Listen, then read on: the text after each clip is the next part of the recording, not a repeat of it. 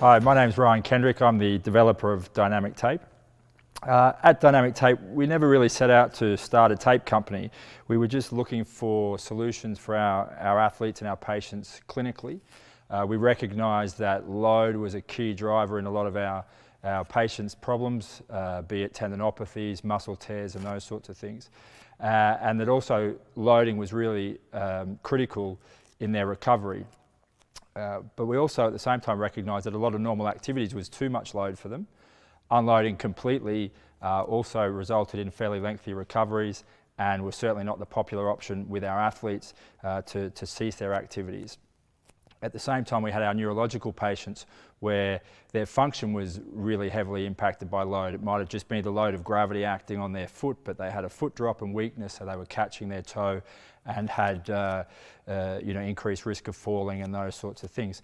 So we were looking for something that we could put on the body externally to do some of the work, to either take load off or to overcome gravity or to increase stability by creating some compression. And we really couldn't find anything out there to do the job. We didn't want to lock up movement like a lot of existing tapes do. Movement is our friend, particularly when it comes to dissipating load. We dissipate load primarily through movement, but also very important for our balance strategies and those sorts of things if we're taping the lower limb, the foot, ankle and so on. So we needed to preserve that as well. And so what we came up with was a very strongly elastic tape that stretches very well in all directions, so we don't lock anything up. But it has this very strong resistance and strong recoil so that it acts like a spring or a bungee cord, or if you like, an external muscle to do some of the work.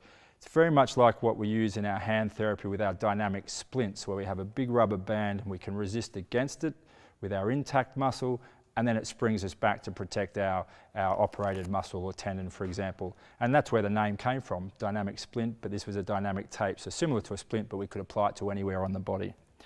And so that's how it developed, and it's been quickly adopted into all areas of manual therapy, physiotherapy, chiropractic, osteopathy, podiatry, etc., because of that ability to manage load while maintaining function.